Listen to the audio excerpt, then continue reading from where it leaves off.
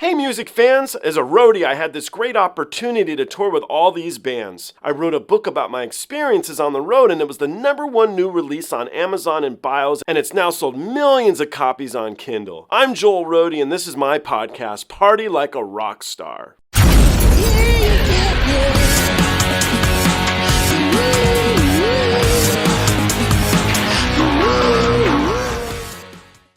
Have you heard of a band called The Warning? They're out of Mexico. No, I don't think so. No. These episodes are of my friend Ben Monteith. Ben's special to me in that when I first started my podcast a couple years ago, I was doing interviews and I was going to bring Ben on with Taylor Hawkins from the Foo Fighters. I was going to surprise him because Ben is a street busker and one of the songs he covers is the Foo Fighters. So I thought it'd be kind of fun, right? Taylor agreed to it. We were trying to set it up, but if you guys recall when Taylor passed away, very sad time, unfortunately. They were really busy. They were doing the Rock and Roll Hall of Fame stuff. They were on tour. There was a lot going on. So we were just trying to make it all work, and unfortunately, it didn't happen. Anyway, now we're looking at a couple years later. I am bringing Ben on, and so I've chatted with him. I'm still a big fan of him. I know his music well. I think he's such a great singer.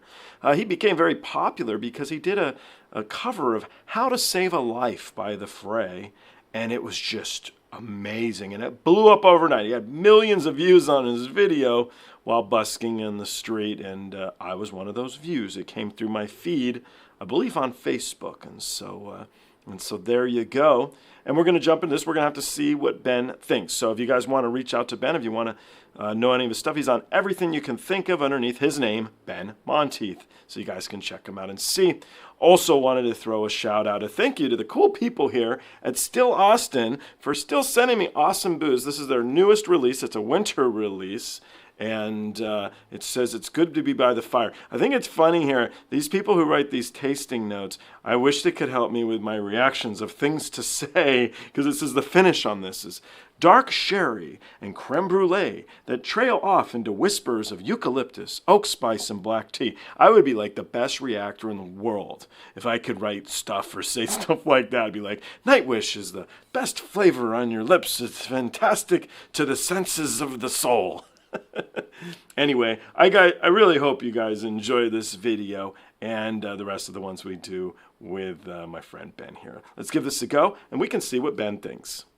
So this is The Warning. They're out of Mexico. If you think the three people on the stage look a little bit similar, it's because they're sisters.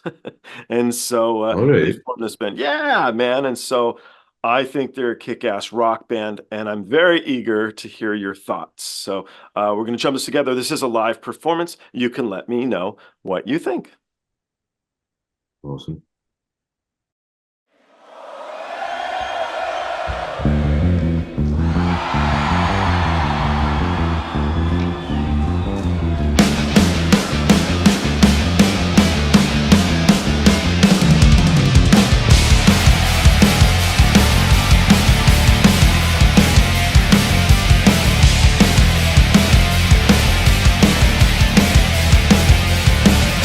The sun is shining on me today.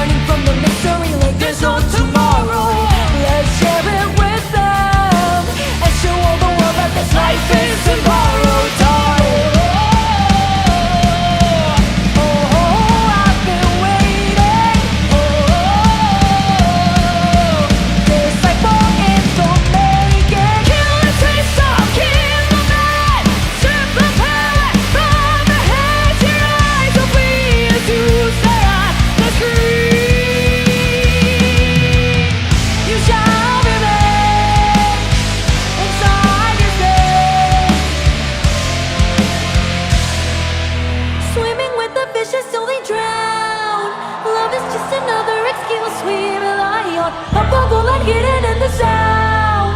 It will always be a good friend when the sun goes down.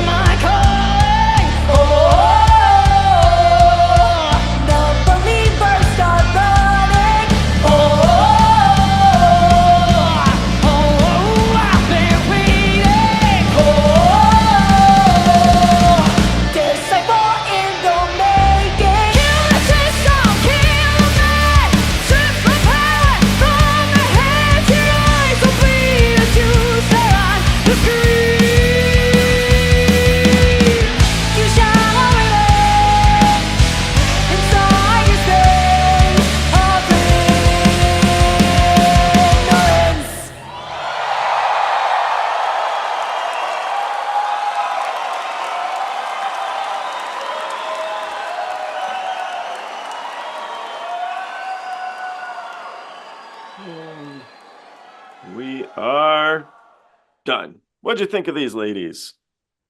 Yeah, they're really good. The drummer steals the show for me.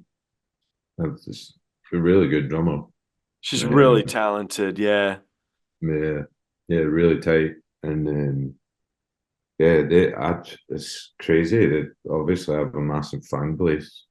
Everybody in that audience knew that song, didn't they? They're They were growing right. quickly. They Yeah. really are.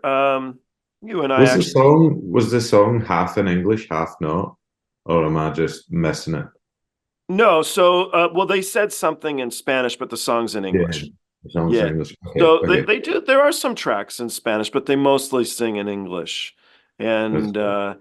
they're growing quickly. We actually mentioned in the middle there the Foo Fighters we were talking about very briefly. And so they did some gigs with the Foo Fighters. Oh Um, wow, yeah, so they're lucky growing. ladies. Yeah.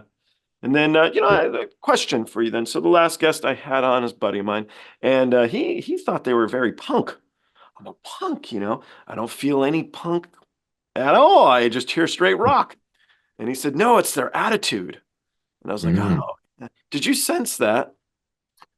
Eh, Only in the intro when the bass was playing, it reminded me a bit of a band called Billy Talent that I love, and they're a punk band from Canada, and it had little vibes of that. So yeah, maybe there's a wee hint in there, and her drumming style is quite punk. You know, the fills she's doing and the really fast Yeah. fills and stuff. So yeah, I think there may be a cheeky bit of punk in there. For So you personally, as a person who's was it multi-instrumentalist, I think is what you say. Are you stronger on one instrument than another? I'm actually a drummer. Um, Oh, as as my first instrument. I don't read music of any kind. So yeah, I just started playing drums when I was a kid, and then once I lost my job, and then I started busking because a friend said to me, "Oh, why don't you do this while you're between jobs? Just to bring in a bit of cash."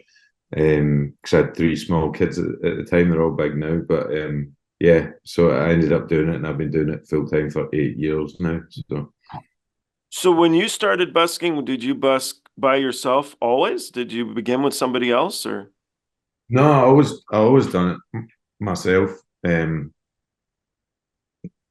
I think the first time I went out, I had a friend come with me, and he played a little bit of percussion, and then after that, I was just strictly on my own, and then I saw some other guys using percussive stuff with their feet, and I thought, oh, I'm gonna try that. I could probably do that. Oh, it's great what you do with it too. I love it. And then now I have a farmer foot drum, which is actually a mini drum kit, with kick and snare and hi hat and cymbals. And I try to keep my performance as live instrumentation as possible. Yeah. I guess maybe it's old school. I don't know, but I love when everything is live, and that's the bit that makes me go. Like, I've got nothing against people using loop stations and things like that, but that's very popular and it can be very impressive. But I'm all about live and doing it all at once. And these girls too, that you can tell it in their performance, hopefully here, but if you start listening to their catalog, you'll see it too. There's no hidden crap. They're just playing. No, I was thinking that. I was like, for three ladies, that they're making some racket. Like, it's amazing. The sound coming out for just three instruments is fantastic. Very talented. And the crowd were loving it. So, well, I hope the racket continues to become an international phenom because I love them. So, okay, let's jump to the next one. Have you heard of a man by the name of Ren? yes, I do know Ren. Awesome. Okay, let's jump into a Ren track. Cool.